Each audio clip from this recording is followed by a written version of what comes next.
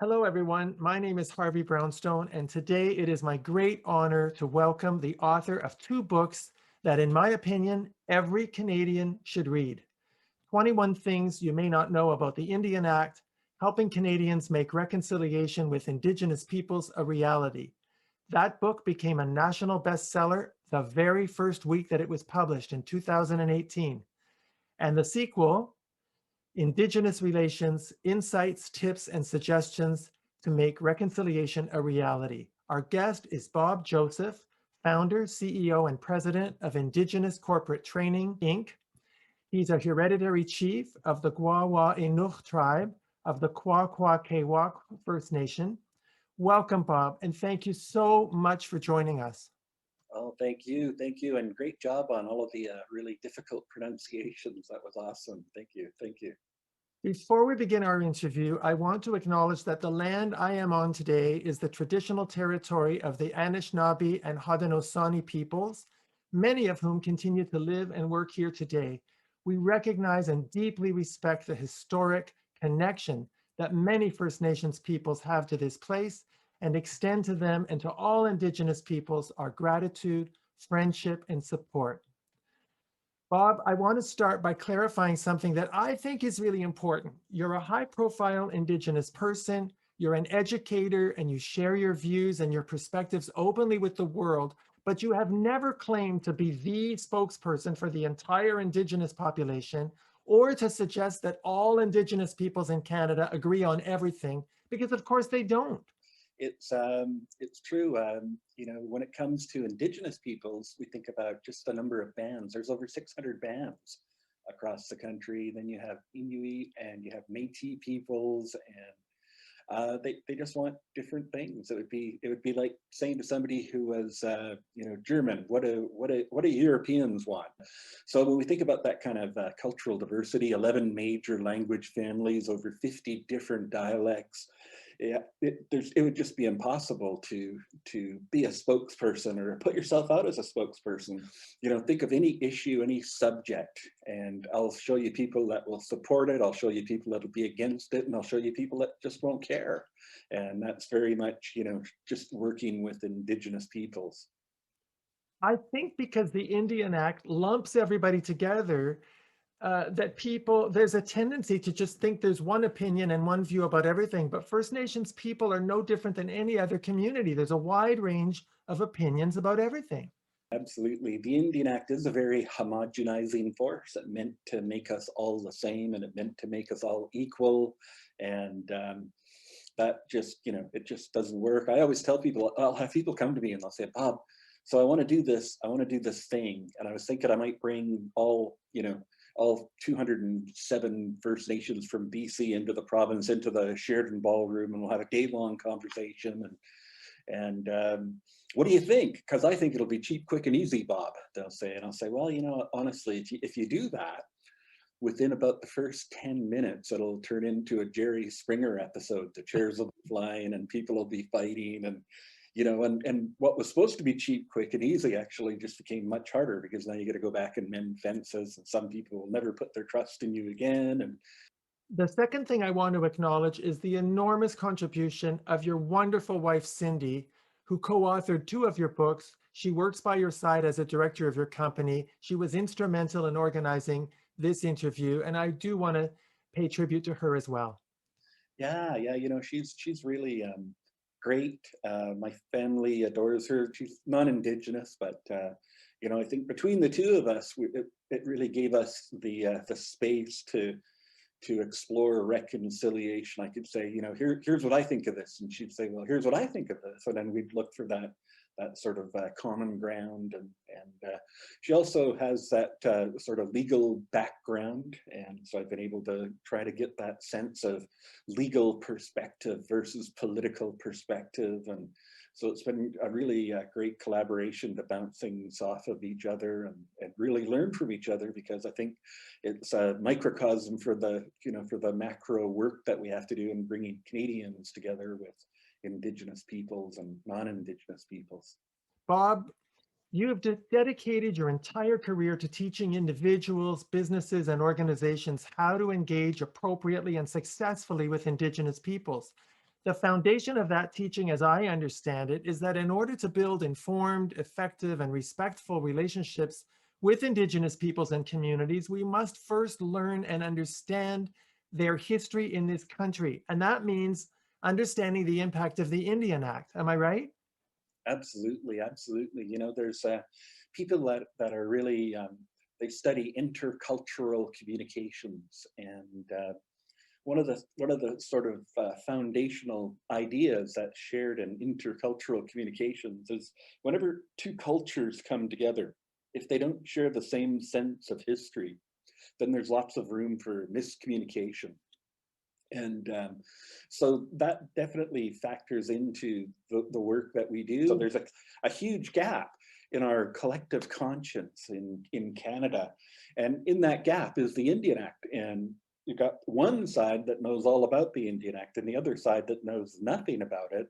And so it just makes for, it's tough to be effective in communications if we don't share that same sense of history. Well, my goal in this interview is to be educated. I'm going to ask you the questions that I've been hearing all my life from non-Indigenous people so that we can really demystify and clear up so many misconceptions and myths out there. Are you ready? I am. Okay, my first question, terminology. The use of the term Indian, the word native, there's the word Aboriginal, we hear First Nations, and then there's the term Indigenous. Can you help us distinguish between these terms? For sure, for sure. So if we start at the international level and then bring it into the national and then sort of dial in, that's probably the easiest way. So the United Nations organization has worked diligently on Indigenous issues. We're in over 350 million Indigenous peoples around the globe.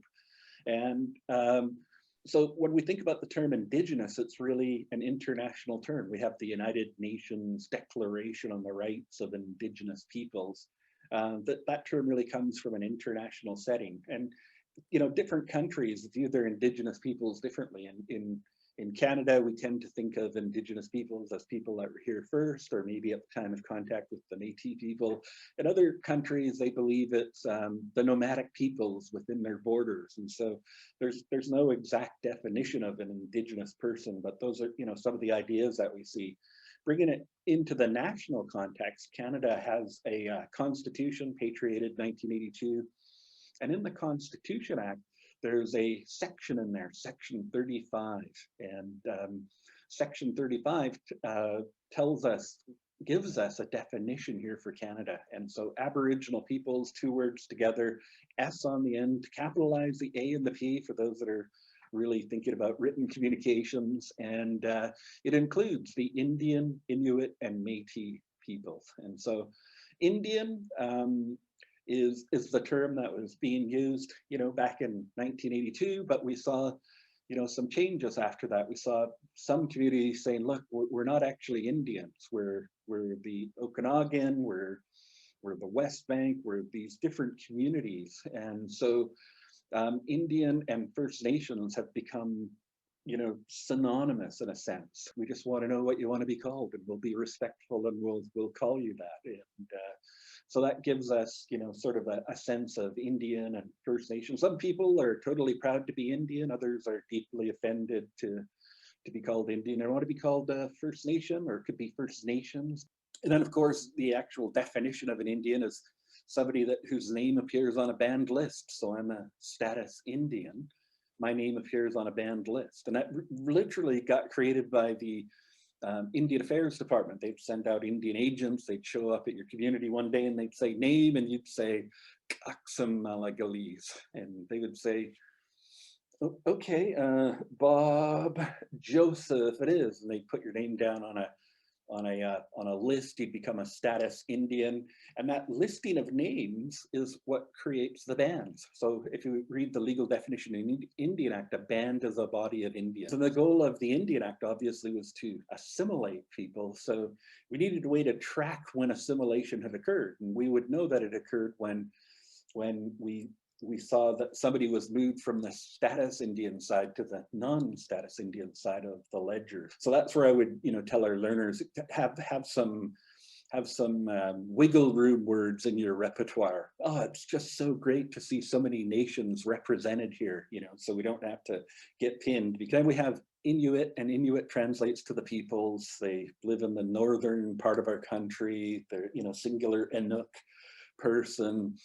And they're different than First Nations. They wouldn't appreciate you calling them First Nations, even though they would meet kind of the criteria. They were here first at the time of contact, but they definitely do differentiate. And of course, the Métis peoples, you know, shortly after contact, the intermarriage not sanctioned by colonial governments, and they still intermarried, and that was the genesis of the Métis people. So those are the three distinct groups of Aboriginal peoples as laid out in Canada's Constitution Act. Native is still in use. We see different organizations, Native Women's Association of Canada, still using the terminology. So obviously, if we were working with the Native Women's Association, it would be appropriate and acceptable to use that terminology in that situation. So the best terminology is always go with what they're calling themselves, and you won't get into any trouble that way. Well, thank you for that. Let's talk about the Indian Act, first enacted in 1876.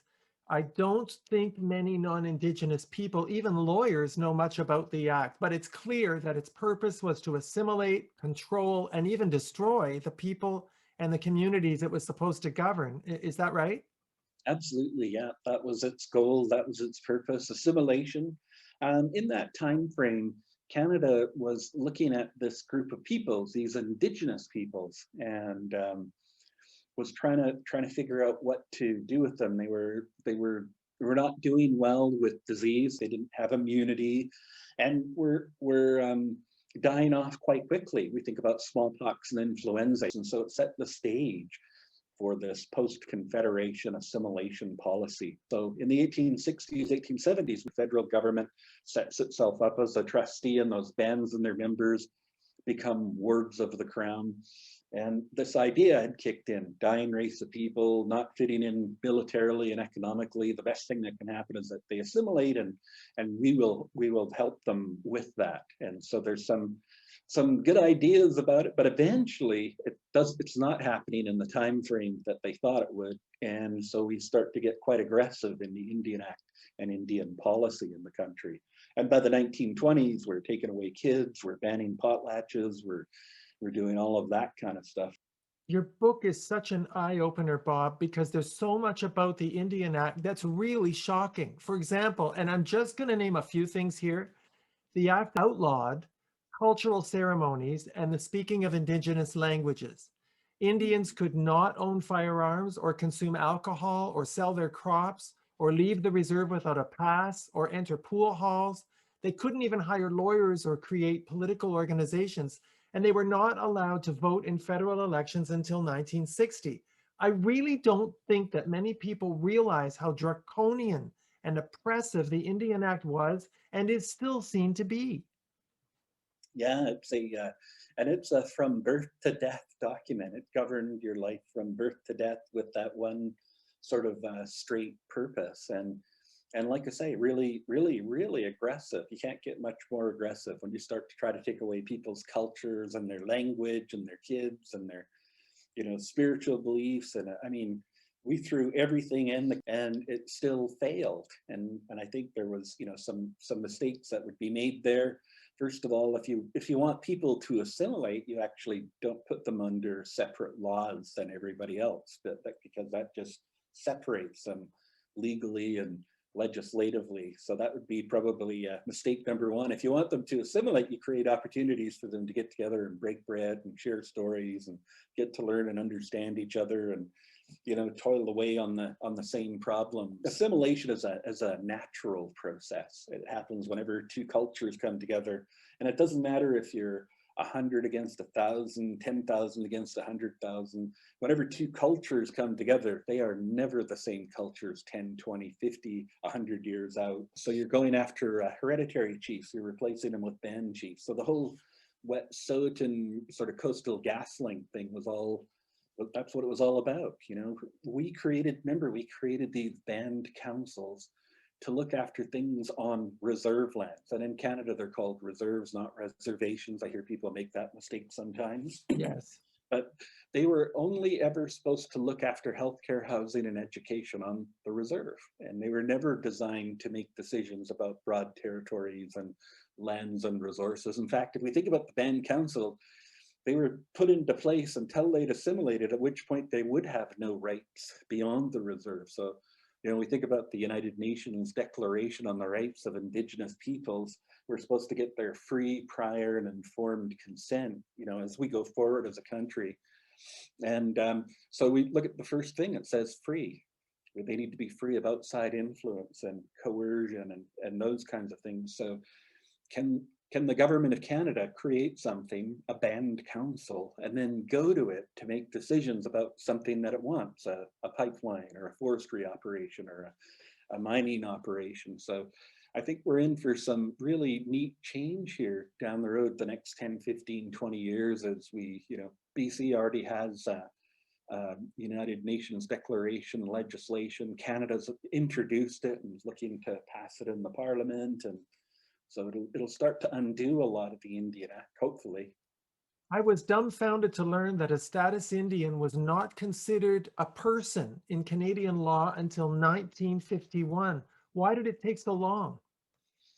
Yeah, part of it was the reward system. There was like a perceived reward system, right? Like if I wanted to go drink at a pub, like a public place, I could give up my status. So Canada was trying to lay out these little rewards for doing stuff. And so when we think about voting, if you're a status Indian, you're anybody other than a person, much like women were before suffrage. You weren't persons until suffrage, and then after suffrage you became persons and had the right to vote. So if you were willing to give up your status and leave the reserve and become like everybody else, then yes, you could vote. So there was some real effort there to keep them on the reserve, right? And we think about some of the sale or barter of goods and items off reserve. They didn't want people selling stuff off reserve for the same reason. It would actually fly in the face of Indian Affairs Department policy if I was to set up a gas station and a grocery store and a casino and a hotel on golf courses and things that we see on reserves today.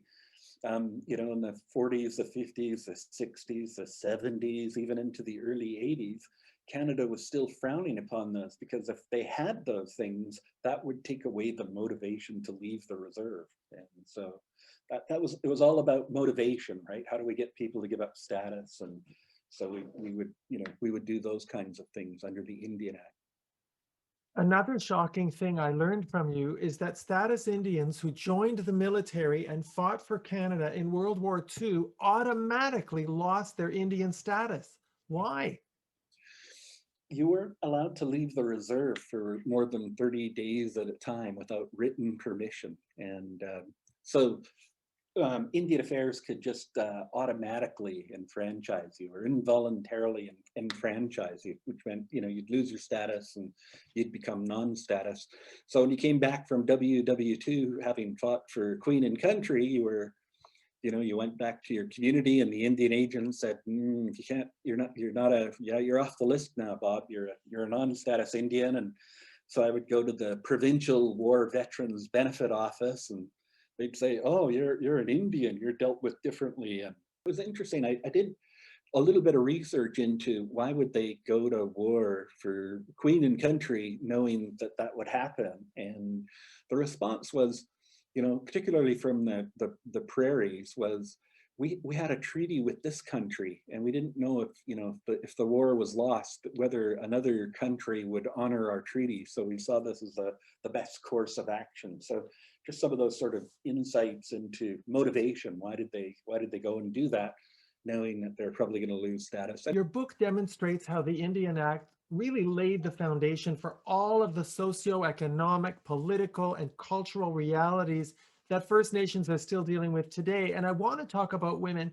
The Indian Act severely discriminated against women. It disrespected, ignored, and undermined their traditional role in First Nations culture. Can you tell us a bit about that? Yeah, and that was, we don't use a blood quantum in Canada, for our status Indian system like the Americans do. It's 51%. It's a pretty important number. It's this intermarriage piece, right? So as a status Indian man, if I would have married my wife Cindy, who's non-Indigenous, before 1985, she could have become a status Indian, and so would our children. But women before 1985 who did that lost their status and had to leave the reserve and go be like everybody else. And so it was really discriminatory, and they always had issue with it. And when we patriate the Constitution, 1982, we bring home the Charter of Rights and Freedoms. Some very prominent Indigenous women start to really go after the federal government, a human rights complaint, arguing that the Indian Act discriminated against them and not the men. And so it forced Canada to amend the Indian Act with an amendment called Bill C-31. Bill C-31 says today, Indian women who marry non-Indian men don't lose their status and their children gain it. And it works the same for the men. If I were to marry Cindy today, she wouldn't gain her status, but her children do. And so that was the way that we tried to, sort of create some equity in terms of the intermarriage piece. And then another part of that answer has to be the role of women in Indigenous society. And I can't speak for all of them, obviously, 11 major language families, 50 different dialects, the matrilineal side of Indigenous cultures, at least where I come from, that the matriarchs play such a huge, important role. And, maybe that's why we had the legislation that we had to, try to undermine some of those matriarchal societies. Well, as you know, the report of the National Inquiry into Missing and Murdered Indigenous Women and Girls was released on June the 3rd, 2019. People were shocked to learn that although Indigenous women and girls constitute only 4% of the female population in Canada, they represent 16% of all female homicides. Who are the perpetrators of these crimes? Personal experience. So my mom's sister, my Aunt Janet, went missing a number of years ago, and they found some of her stuff on the Picton Ranch, right? So if you heard about the whole Picton trial, and that those I think are some of the kinds of places where people who are really impoverished, forced to move away from those reserves. I can't remember what his first name is. Mr. Picton, I'll just say. He was just he was just responsible. They estimate between 80 and 90 murders. I think about the Highway of Tears here in British Columbia, where women, they just go missing. There's lack of adequate transportation to and from reserves, so they're hitchhiking, and I don't know who's picking them up, but they're not coming back. And It's you just know, heartbreaking. it is. Okay, Bob, now I want to talk to you about the most painful part of our shared history, residential schools. I think everyone knows that residential schools brought immeasurable suffering to parents and children, and the traumatic effects of this cultural genocide have been passed down through the generations. Would you agree with me that this is a fact that everyone in Canada has accepted by now? Yeah, I think we're starting to get a sense. Former Prime Minister Stephen Harper apologized for residential schools in the House of Commons. He apologized to the Aboriginal people, so the Indian, Inuit, and Métis people were all represented on the floor in the House of Commons for this very formal apology.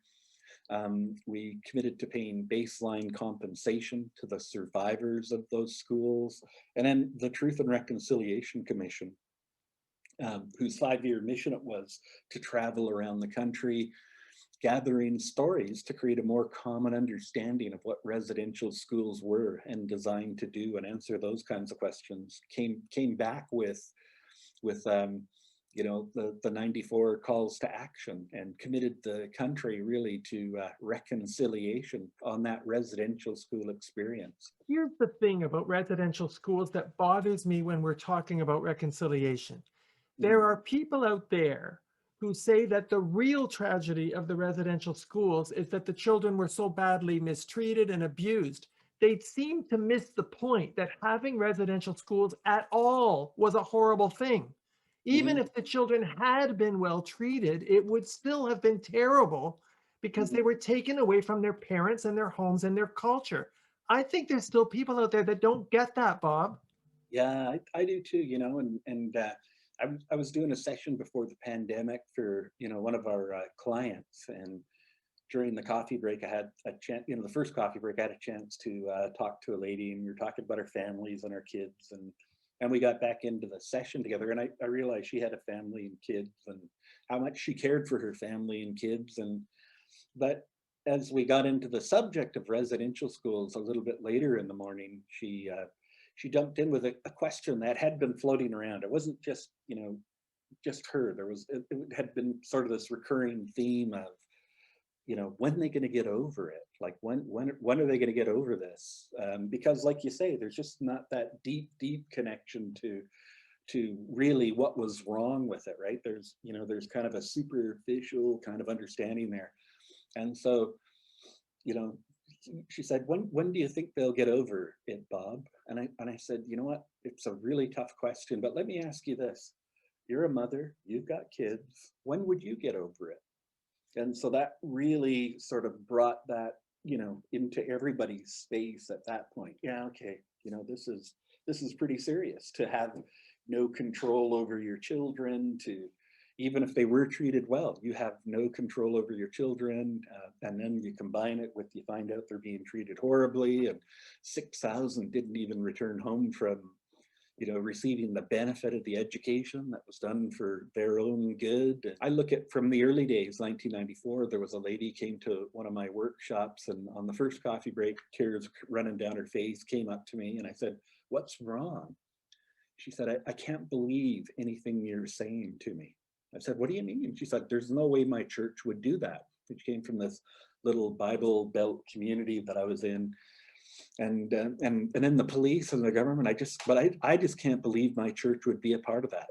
And so I said, it seems unbelievable. I wouldn't be out here without valid and reliable information. You can back check and fact check and do all of that kind of stuff. And this is going to become a big issue to where we are today, where the 94 calls to action, religious groups are, they're doing all kinds of really cool stuff on reconciliation, schools, K through 12, colleges, universities.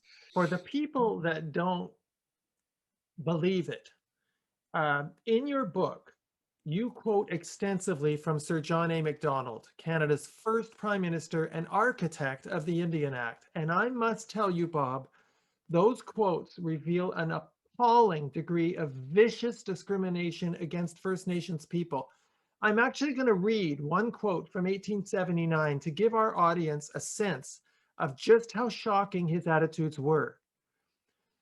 And I quote, "When the school is on the reserve, the child lives with its parents, who are savages.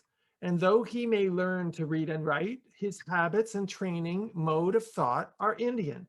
He is simply a savage who can read and write.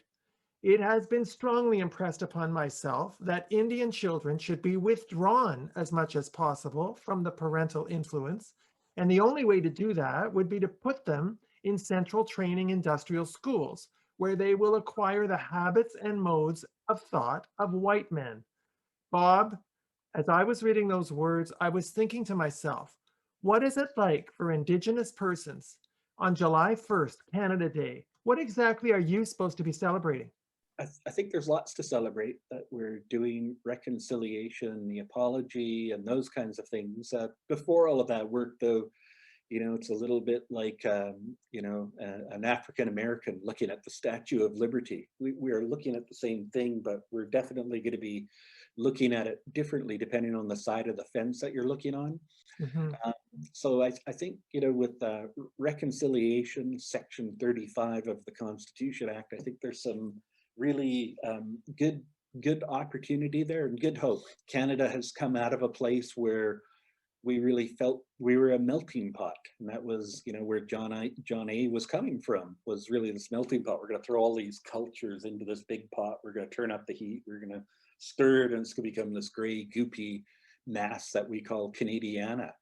But you know, realistically, after the patriated constitution, we're more of a cultural fruitcake than we are a melting pot. And so I think, you know, we got some good direction ahead of us as a country to try to create a space. And we just happen to be a country, you know, our constitution, the creed in our constitution says we value difference and diversity. And so it's great to have Section 35. It's great to have come out of this very dark chapter in Canadian history. The stage is set and it's sort of getting better all the time. And so hopefully we can hang on to that cultural distinctiveness and that cultural identity within the context of the Canadian state. To go from assimilation, we're not doing that anymore, that's a bad thing, to equality. They got to be equal, they got to be like everybody else.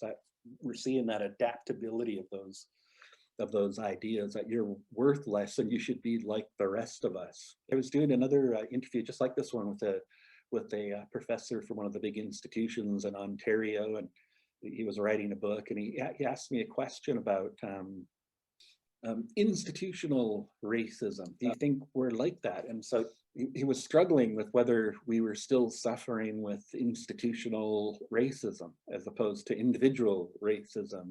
And I just said, well, look, if you're struggling, let me just point out the Indian Act for you. And you know, if there was a Stanley Cup for institutional racism, Canada would win it. We still have the Indian Act as long as it's there. It's a total institution geared to this. And even though we're not going after forced cultural assimilation, it is still doing the things it was designed to do. It's still taking people off of those lists, forcing them out somewhere else. And so, you know, from both an individual and an institutional perspective, we've got a lot of work to do, but we also see reconciliation. As you know, there has been very heated controversy about removing statues of Sir John A. Macdonald and taking his name off of buildings, for example, the Faculty of Law at Queen's University. What do you say to people who argue that by abolishing all trace of the man, we're trying to rewrite history? I'm okay with rewriting history, and in the sense of, you know, the world isn't flat, and we learn, you know, we learn something, and now that we know better, we do better. So I'm okay with that. I think, you know, with John A., you know, my personal view is that we leave it there, but we tell a broader story. We indigenize, we decolonize, and we indigenize that story. That's my personal sort of perspective on that. I'd love it if we, you know, we just told something more than he was a great person, he built a country from nothing, right? That he you know, that we get some of the other parts of that story, that he deliberately cleared the plains of buffalo so that the people living on them would want to live on those reserves. And you know, so I think there's some value there in having those things. But you know, I also get some of the other arguments around is a statue meant to glorify, and its education shouldn't that be happening somewhere else, and like in a school or a museum or some other place? So I do, like many Canadians, reconcile with that idea. And back to our very first thing that we talked about when we came here, I realized there's Indigenous peoples that are, you know, they feel differently about this. And you know, I look at what's happening in Nova Scotia with the lobster fishery, and I can tell you they'll have completely different ideas, you know, about John A. Macdonald than I will, just based on recent experience.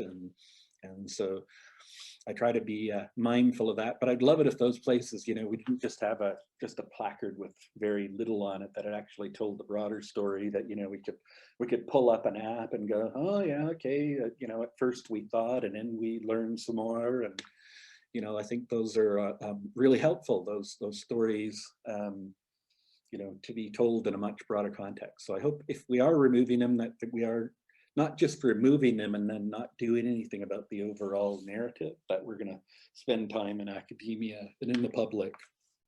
So people get the whole story. Yeah, that's really, I think. Let me ask you now about alcohol. As you know, there has always been this insidious myth out there that Indigenous people cannot tolerate alcohol, and that's why it was illegal for them to drink until 1985. Can you please debunk that myth once and for all? Yeah, you know, and it's something that does come up, and it is problematic. And When I think about residential schools, so for our listeners and viewers today, to really start to think about it, you've lost your kids. Maybe you even went to one of these schools where you were abused emotionally, physically, spiritually, sexually. Well documented in the Truth and Reconciliation Commission. These were not nice places to be. You came out, you had your own kids, and they've just been taken to you. Would you? How would you cope with that? How would You you? would self-medicate. You would. Everybody would. You would have to be a pretty amazing person to not come out of that angry and bitter and just so full of stuff that you can't process. They come out of those schools, and a lot of people pour themselves into the bottom of a bottle. Some of them never come out, and it's really because how do you cope with the loss of your children and the loss of control and the stuff that you experience. They went to those schools, and what they developed were prison survival skills. That's the best way to describe it. You just survived when you were in those schools, and so they come out of those, they've got no loving, caring child family protection skills. They just knew how to survive, and they were trying to get away from their own personal pain and trauma. So psychologically, we can see what's going on there, which would lead them to, as you say, self-medicate, alcohol, drugs, whatever you would do to help yourself out of that pain. And And the those problem, coping mechanisms are passed down to children and grandchildren. And just in case anybody out there thinks that residential schools are part of ancient history that people should just get over, they're not. The last residential school closed in 1996, and attendance was mandatory until 1969. That is not ancient history. I'll tell you, when you go in to meet with a community, when you get there, take a look at the people that you're meeting with and try to estimate how old they are. But more importantly, know when that last school closed. So the last one closed here in British Columbia in 1982, which means that you'd be 58 years old to have gone to one of those schools. So if you see somebody that you think is 58 years or older, man, they come to that conversation with a whole different perspective of what it means to be Canadian and what it means to grow up in Canada.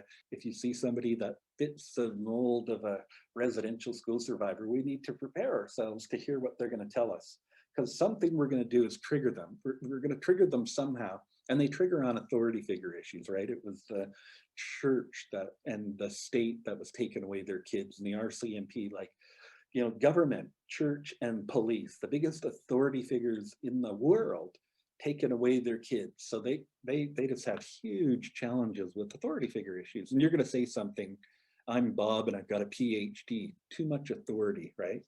I'm Bob and I've got a PhD in land use planning. That is just going to light them up. I don't know why we're talking to you. You took away our kids. You put them in the schools, and here you got this person that does. Where's this coming from? I don't get what's going on here. And their first response is to get defensive. It wasn't me. I wasn't old enough. I wasn't me. I just came to this country 8 years ago. And if you've studied conflict resolution at all, that's the worst thing you can do, is get defensive. It just escalates the conflict. And so for people, I'd say estimate how old they are. If they're, BC, if they're older than 58, they probably went. So everything, downplay the authority. And if you do trigger authority figure issues, I need you to sit there in the pocket like a good quarterback. And when they're done talking, we're going to listen. We're not going to say a whole lot here, but when they're done talking, you're going to say, thank you for sharing, Chief Harvey. I really appreciate you taking the time. It's helping me understand a little bit more about you, your personal experience, the impact on your family and this whole community. And I totally am appreciative, and I want to learn. And because our company, our organization I'm personally committed to reconciliation, and this is all part of the process. So I just want to say I appreciate you sharing. I'm taking it as a learning opportunity. And we can take a conversation that was about to go like this and take it into a whole nother better level. But it's just understanding that authority figure piece, right? Yeah, that's great advice. Bob, is it helpful to study American Aboriginal history to develop a better understanding of Canadian history? Yeah, I think for the two countries, they do have, they have a Bureau of Indian Affairs. We have a Department of Indian Affairs. They did have boarding schools. We had boarding schools. One of the big differences between Canada and the US is the wars. So in the 1880s, the US federal government was spending $20 million a year fighting Indian wars. And so I watched a lot of John Wayne movies that portrayed that period of American history. And I think one of the big differences between Canada and the US is that we didn't have wars. In fact, there wasn't a lot of conquering. Louis Riel, that was kind of an interesting piece, but in terms of protracted Indian wars, we just didn't have those. So, which begs the question, what were we doing? And really the question that precipitates that a lot in our workshop is, Bob, how is it that this group of people that we've conquered can have any rights other than the rights we give them? Because after all, didn't we conquer them? And so, I'll try to go through this little bit of history where I'll say, look, King George III needed military and economic alliances. He issued the Royal Proclamation. We've been doing treaties since October of 1763 with nations or tribes. We're actually purchasing land from them. We're setting out fishing and hunting provisions. And so we didn't have a lot of wars. In fact, in the period of the 1880s for Canada, we spent $10 million in the whole decade negotiating treaties with nations or tribes versus 20 million a year fighting Indian wars. And so that's a big difference in terms of Indian policy, was the wars and no wars. So we didn't actually conquer Indigenous peoples in Canada. Now we subjugated them in very, brutal ways, i.e. the Indian Act, but we didn't conquer them. And so they don't see themselves as a conquered people. They've been subjugated. And certainly in the US, there was that conquering process that went on. Not everybody in the States got conquered. My wife and kids were going to the Magic Kingdom in Florida one year when they were still kids. And just before the trip, it came out that the Seminole tribe of South Florida bought the Hard Rock Cafe international gaming and food chain. It was $1 billion equity market transaction. And I thought, who are these Seminoles? I got to go check these folks out, to see who they were. And so I asked Cindy nicely, would you mind if we carved out a day to go see the Seminoles? She said no. And so we broke away from Magic Kingdom. We went to the Cultural Center and I signed in with my traditional name and community, hoping that somebody would notice. And they did. There was somebody looking at every signature and looked at it, ran into the back room, came out with somebody, and this, one of their elders that was working on staff came out and he said, "Hey, are you an Indian?" And I said, "Well, yeah, I'm an Indian. First Nations is where we go, where I come from. But yeah, I'm an Indian." He said, "You want a tour?" And I said, "I would love a tour." And that gave me this in to ask questions about the Seminole tribe. And so I asked him about, the Hard Rock. How many Seminoles? He said 1,200. And I said, so how do you get a community of 1,200 to spend where do you get $1 billion and then spend it on a gaming food chain?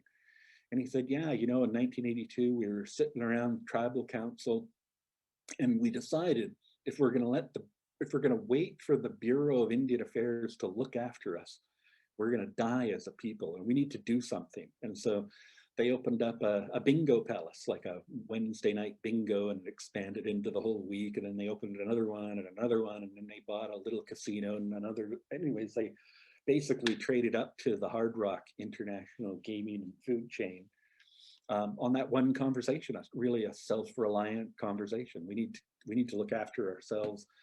But as I was going into the Cultural Center, I grabbed one of their little papers that said Seminole Tribe, South Florida, one of America's unconquered Indian nations, like New York Times, America's breakfast paper. And so I said, you got to help me out here. I'm a Canadian. I watched way too many John Wayne movies. I understood that most Indians in the States, or if not all, were conquered. And he said, yeah, not us. We, they did try to conquer us. They sent the US Army twice, and we would drag them into the Everglades and we'd pick them off. And when we decided we need to go back and do what we do, we'd go back. So they had, they had horses and wagons and uniforms and muskets, and we just had terrain knowledge.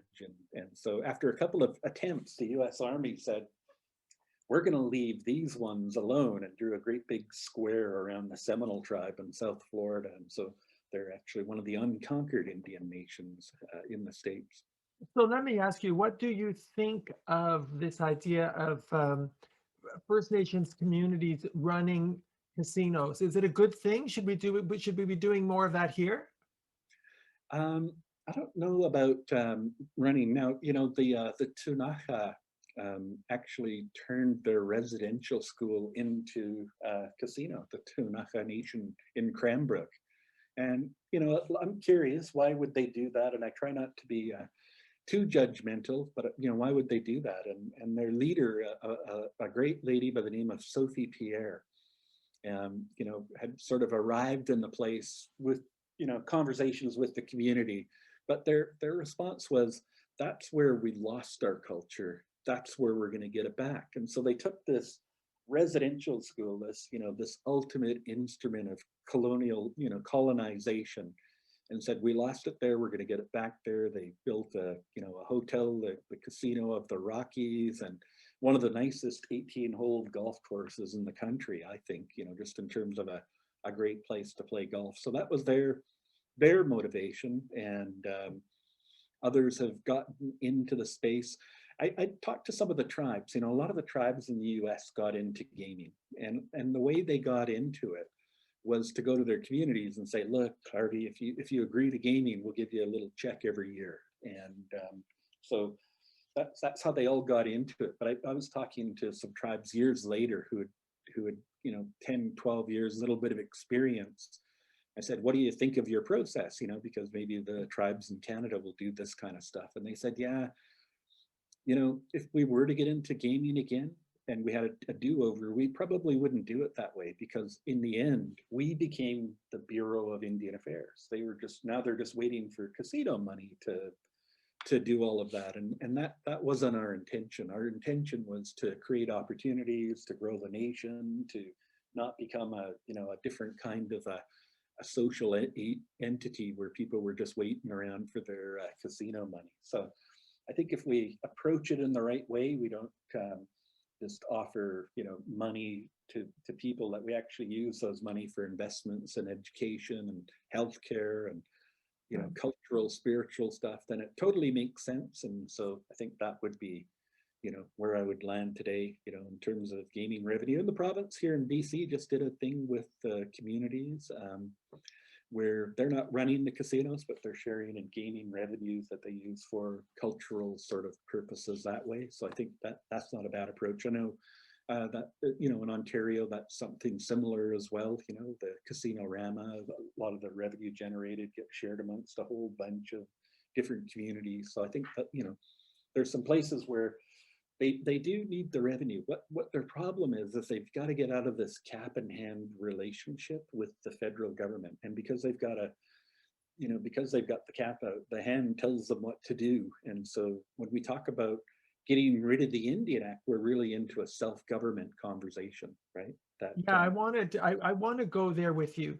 Many non-Indigenous people are probably thinking to themselves right now, okay, Bob, I get what you're saying about our horrible, shameful history as a nation, but if we dismantle the Indian Act, what do Indigenous people want? And now you've said you want self-government, self-determination, and self-reliance. What does that look like? Yeah, so self-determination, nobody in Ottawa gets to tell us who our people are anymore. We get to look after all of our people, not just some of them. And self-government means getting rid of the band councils. So no more reporting to Indian Affairs, no more chronic underfunding, you know, any of that kind of stuff. They still may want to do electoral politics with those entities, which is great. If that's what the community decides, then you know, all the power to you. That's how I think about it. If they want to go back to hereditary chiefs, that's great. That's really good for me. I'm biased, you know, in that sense. And or if they want to mix it up and have a blend of both hereditary and elected, that's all really cool when it comes to the self-government piece. But it actually is like a forced conversation. We should just talk to the community and ask them what they want, how they want to govern themselves, because we have this opportunity right now in Canadian history to actually do that and to make that giant leap. And I've told communities use the declaration, follow FPIC, free, prior, and informed consent, to have a conversation about how you make this step into self-government. And then the self-reliance piece is really not relying on the federal government for funding. And so we think about an example like the Niska Nation. The Niska Nation, now they've signed a treaty with the federal and provincial governments, but going back to our earliest conversation, the caveat is, the caveat is for the, it's not a cookie cutter approach. It is it's more like what we did with Niska. It's got all of these common elements, and so we need to think like a chef, but we need to be more like a dim sum chef, so we can pick and choose from 60 different menu items. And so that's, just some thoughts around Niska. But they got rid of the Indian Act. No more band chief and councils. They're still elected institutions there. They've tied it to their matriarchs and done a whole bunch of really cool things. People don't live on reserves anymore. They own their own houses. They're fee simple, willing seller, willing buyer. They actually agreed to pay taxes. So if you're a status Indian, you can be tax exempt if you work on the reserve. But they agreed to pay taxes. A lot of Canadians were like, hooray, they're paying taxes. And they were too. They were, they were super interested in doing that. And so when I explored that piece, I realized that they were looking at it from a net benefit perspective for the nation, not their individuals. And they said, if our people are paying taxes, then we'll get taxpayer equity funding for things available to other Canadians. So, healthcare, housing, education, K through 12 education. Before the treaty, they were getting $5,500 per year per child to send their kids K through 12. We're right down the road in Prince Rupert, the taxpayers were getting $8,500. So they said, if our people are paying taxes, that's awesome. We're going to do better. We'll scale with our education like other people's kids, and we'll be competitive. And so they were looking at more net benefit down the road. So that's the self-reliance piece will be to shift away from Indian affairs, to get into resource revenue sharing on treaty lands and crown lands and those kinds of things. Here's the thing. This is what I worry about. There are deep-rooted socioeconomic and health problems plaguing many Indigenous communities across the country, and you've helped us understand why. How do we ensure that self-government will improve the quality of life for Indigenous people? Lately, I've heard some arguments, well, what about those communities up north, Bob, that don't have any economic opportunities and that stuff, right? And so I've had to think about that a little bit, and I've had to say to myself, that is, if I think about it like in a medical lens, that's a doctor saying, what, sometimes it's better just to leave the bullet in. And I agree, sometimes if you're a doctor, sometimes, there's people walking around with bullets inside them, they're all healed, they're functioning, they're doing that. And so I think if you're a doctor, that makes sense to do that. But the Indian Act is just still doing what it's designed to do, troll people off of the lists and reduce the funding and do that kind of stuff. And so in that case, if I was a doctor looking at the Indian Act bullet, they're not going to survive. So this is a really bad place to be, but we've got to go in and take out the bullet. And so that's my take on it, that we need to move beyond this, because it's doing what it's designed to do, even though we're not, legislatively, we're not trying to do forced cultural assimilation. We need to make this giant leap. It'll be better for the economy. It'll be better for Canadians. It'll be better for Indigenous peoples. We think about the Niska, for most of the viewers. Have you heard anything about Niska since the signing of the treaty in 2000? And I think almost 100% of you will say no. And what I will say is that's a good thing, because if it's not working, we'd be hearing all about it, but it's actually working. And so we had this chance to negotiate a new relationship away from the Indian Act that included all of the things that I've been talking about. And they're functioning, thriving, even though they're a remote community with little opportunity, that kind of stuff. So Right. One last super short thought on reconciliation. We think about the Middle East, where peace has been elusive. And my dad went on a peace mission with a bunch of religious, spiritual, sort of faith leaders. And And, you know, he actually got spit on and people yelled at him, and he's not the kind of guy that that would ever happen. But what he realized was they're so far apart. They can't communicate. They don't trust anybody. They don't trust you. They don't like you. And he came back from that trip to the Middle East, you know, Palestine and Israel. And I said, what does that mean to you? What do you think? He said, we need to double down on reconciliation. We cannot leave this country to our kids or anybody else's kids to grow into that 2,000 years down the road. So we've got this really neat opportunity in Canada to set the course for this country for 2,000 years. And I know most people are thinking about retirement, not 2,000 years, but that's how important the conversation is and reconciliation. Well, Bob, this has been most enlightening. I hope everyone will read your books and think carefully about what you have to say. I think we owe it to ourselves, to our Indigenous brothers and sisters, and to Canada to reflect on and confront our shared history and the events that continue to haunt us as a nation. It's the only way we're going to really meaningfully contribute to reconciliation. We need informed minds and hearts to move forward. I don't think it's too much to ask, Bob. I want to thank you with all my heart for opening your heart to all of us. Thank you for all the work that you and Cindy do to educate people. Thank you for your optimism and your sense of faith and hope that we can really achieve true reconciliation and healing. And thank you most of all for spending this time with me. I'm deeply grateful, and I say to you in your language, Gila Kasla. I hope I pronounced it right. Gila Kasla is excellent. Thank you. Thank you. So thank you for creating this opportunity, and to everybody who's viewing and listening for taking the time out of your lives. And I think it's a good place to be.